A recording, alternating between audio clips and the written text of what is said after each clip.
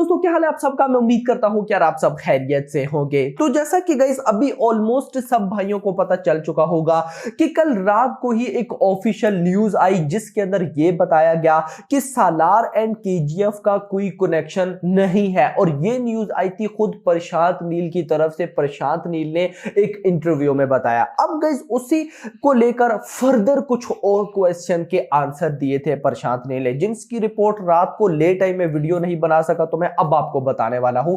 इनमें गाइस जो इंपॉर्टेंट सवाल प्रशांत नील से पूछे गए थे वो ये थे कि आपने सबसे पहले इस फिल्म को पोस्टपोन क्यों किया था। यानी कि आपको पता भी है 28 सितंबर को इसने आना था लेकिन पोस्टपोन हो गई थी। बहुत सी रीजंस थी, मतलब कोई क्या कह रहा था, कोई क्या कह रहा था।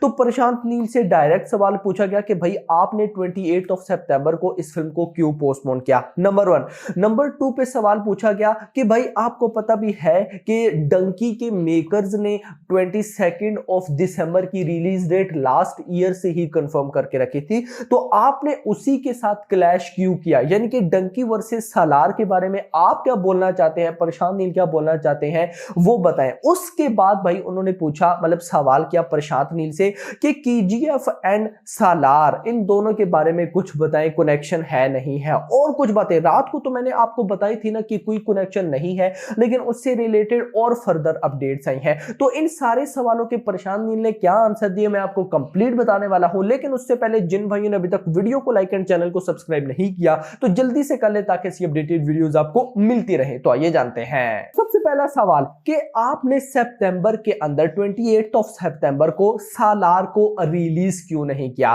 तो प्रशांत नील ने ना जो आंसर दिया वो सुनकर सचमुच मैं भी एक बार शॉक रह गया। पहले मैं ये समझता था कि प्रशांत नील खुद फिल्म की रिलीज डेट सिलेक्ट करते हैं, अनाउंस करते हैं। यानी कि इतना तो हम सबको पता है कि Prashanth Neel director plus writer हैं, डायरेक्टर प्लस राइटर। अब मैं समझा था कि इसके साथ वो ये भी डिसाइड करते हैं कि मेरी फिल्म इस डेट पर आनी चाहिए एटसेट्रा, बट मैं गलत था।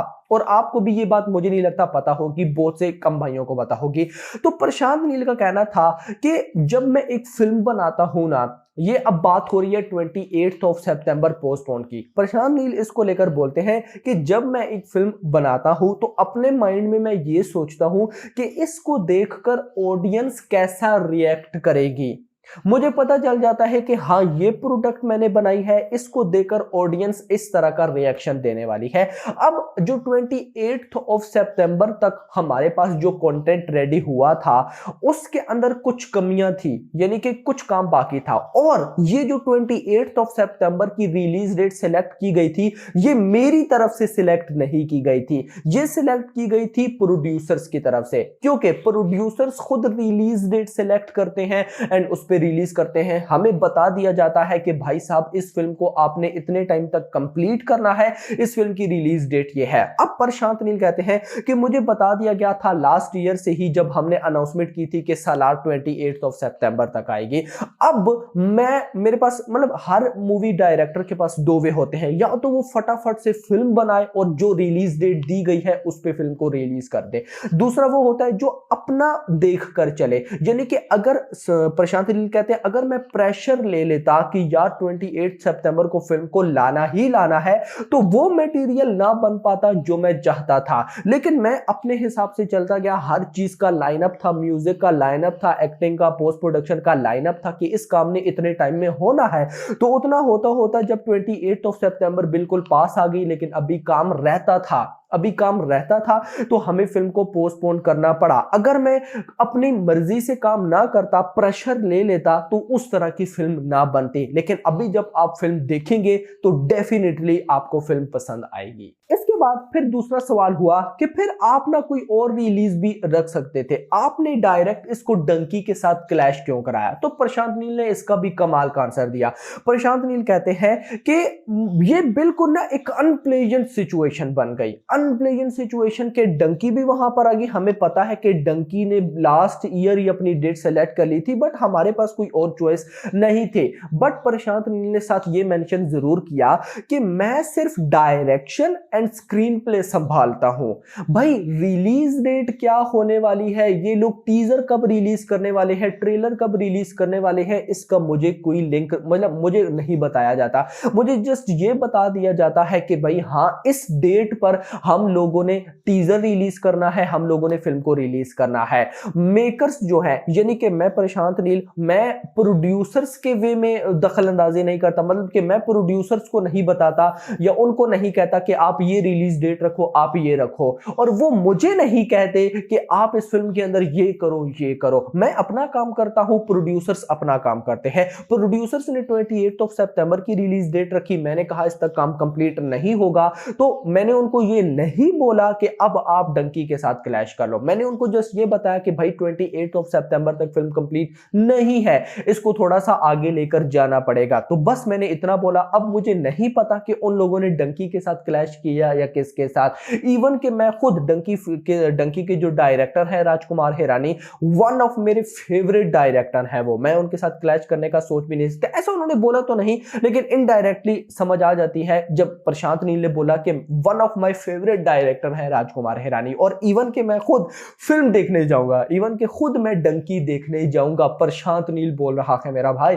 तो मतलब कि प्रशांत नील के हाथ में कुछ भी नहीं होता, प्रोड्यूसर्स ओम्बले फिल्म से डिसाइड करता है कि उसको अपनी फिल्म कब रिलीज करवानी है। इतना नहीं, लास्ट में प्रशांत नील ने बड़ी इंटरेस्टिंग बात कही कि हमें डर नहीं है कि हमारी फिल्म का क्लैश है डंकी के साथ या जिसके साथ भी है, हमें डर सिर्फ ये है, यानी कि मुझे अपनी बात वो कर रहे थे कि मुझे डर नहीं है कि मेरी फिल्म का क्लैश है डंकी के साथ या वट एवर किसी के साथ भी, मुझे डर सिर्फ इस चीज का है कि मैं अपनी फिल्म कैसी बना रहा हूं और ऑडियंस को मेरी फिल्म कैसी मिलेगी, वो कैसा रिएक्ट करेंगे, मुझे बस इस चीज का डर रहता है। बाकी क्लैश हो रहा है या क्या हो रहा है मुझे उससे फर्क नहीं पड़ता। मतलब यहां से प्रशांत नील खुद ही कहना चाह रहे हैं कि अगर मेरी फिल्म अच्छी हुई तो डेफिनेटली ऑडियंस देखने जाएगी। लास्ट में सवाल हुआ कि केजीएफ एंड सालार का कनेक्शन, तो इसका भी ना रात को तो आपको मैंने बता दिया था। अच्छा ये मुझे समझ नहीं आ रही, आई थिंक सो ये इंटरव्यू और है वो इंटरव्यू और है, मतलब last I think so Prashanth Neel के इंटरव्यूज कंडक्ट हुए हैं, तो वो जो रात को मैंने वीडियो में बताया था वो इंटरव्यू किसी, वो तो पिंक वेला का था और ये किसी और पेज का है। खैर जिसका भी है, सालार एंड केजीएफ के बारे में पूछा गया तो प्रशांत नील ने, ये तो हमें पता है कि उन्होंने साफ क्लियर कट बता दिया कि भाई नो कनेक्शन, लेकिन फर्दर प्रशांत नील ने सालार एंड केजीएफ के बारे में बोला, बड़ी इंटरेस्टिंग, मुझे बहुत अच्छा लगा, बहुत अच्छा। उन्होंने बड़ी कमाल की बात की, उन्होंने बोला कि जब मैंने सालार बनानी थी या सालार जब भी मैं अपने माइंड में सोच रहा था कि बनाऊंगा, मैंने एक्टर सिलेक्ट किया प्रभास। अब मैं प्रभास के पास जब जाऊंगा तो उसके पास जाकर उसको ये तो नहीं बोलूंगा ना कि यार मैं एक फिल्म बनाने वाला हूं जिसका नाम होगा सालार, जिसके लास्ट में हम एक ऐसे एक्टर की एंट्री करवाएंगे या उसको एक ऐसे एक्टर से जोड़ देंगे केजीएफ से ताकि फिल्म की हाइप बन जाएगी। यानी कि आप लोग खुद सोच लें, अभी भी सालार की, लेट सपोज एक एग्जांपल सेट करते हैं, अगर सालार को देखने के लिए 100 लोग एक्साइटेड है ना, सालार को देखने के लिए अगर 100 लोग एक्साइटेड है ना, तो उसमें 50 लोग सिर्फ इस वजह से एक्साइटेड हैं कि उसमें उनको केजीएफ का कनेक्शन देखने को मिलेगा। और मैं नहीं चाहता, यानी कि प्रशांत जी कहते हैं मैं नहीं चाहता कि इससे एक एक्टर की वैल्यू डाउन हो, यानी कि प्रभास खुद इतने कैपेबल हैं कि वो सालार को एक इतने लेवल पर लेकर जा सकते हैं कि कोई सोच नहीं सकता। और नो डाउट अबाउट इट, ये बात हमें समझनी चाहिए कि हाँ भाई प्रभास की फिल्म है ना, हम इसमें रॉकी भाई नो डाउट अगर केजीएफ हो, हम हमारे, क्योंकि वो फिल्म एक फीलिंग है। खुद प्रशांत नील बोलते हैं कि पर केजीएफ ऑडियंस को इतनी पसंद आई हुई है कि वो चाहते हैं कि वो बार बार देखें, अगेन अगेन अगेन उसको देखते रहे। तो मैं बहुत से लोगों का दिल दुखा रहा हूं, दिल नहीं, उन्होंने बोला कि मुझे पता है कि बहुत से लोग डिसअपॉइंट होने वाले हैं, लेकिन ऐसा कोई कनेक्शन नहीं है इस फिल्म के अंदर। सालार एक डिफरेंट स्टोरी है, केजीएफ एक डिफरेंट स्टोरी है। सालार एक डिफरेंट इमोशन है, केजीएफ एक डिफरेंट इमोशन है। सालार का अलग यूनिवर्स होगा, केजीएफ का एक अलग यूनिवर्स है। तो अब ये क्या है, तो कंफ्यूजन कंफ्यूजन कंफ्यूजन। तो ये कुछ वर्ड्स थे प्रशांत नील के, सो देखते हैं कि क्या होता है। बाकी आप लोग मुझे बताएं आपको क्या लगता है, अब इस सब के बाद क्या सालार की हाइप डाउन होगी? अगर मुझसे पूछा जाए तो मुझे लगता है नहीं डाउन होने वाली। उसकी रीजन ये है कि अभी आना है ट्रेलर, 2 2 दिन बाद, यानी कि आज का दिन है और कल का दिन, परसों ट्रेलर आना है। और अगर ट्रेलर क्लिक कर गया देन इस फिल्म को कोई रोक नहीं सकता। हाँ, अगर अब ट्रेलर क्लिक ना करा फिर इस फिल्म को इशू हो सकता है। सिर्फ और सिर्फ डिपेंड करता है ट्रेलर के ऊपर कि ट्रेलर कैसा निकल कर आता है। बाकी आपकी इस बारे में क्या कहना है नीचे बताइएगा। अभी तक के लिए इतना ही। होप्स आपको वीडियो पसंद है, वीडियो को लाइक करो, चैनल को सब्सक्राइब करो और अगली आने वाली वीडियो। Thanks for watching.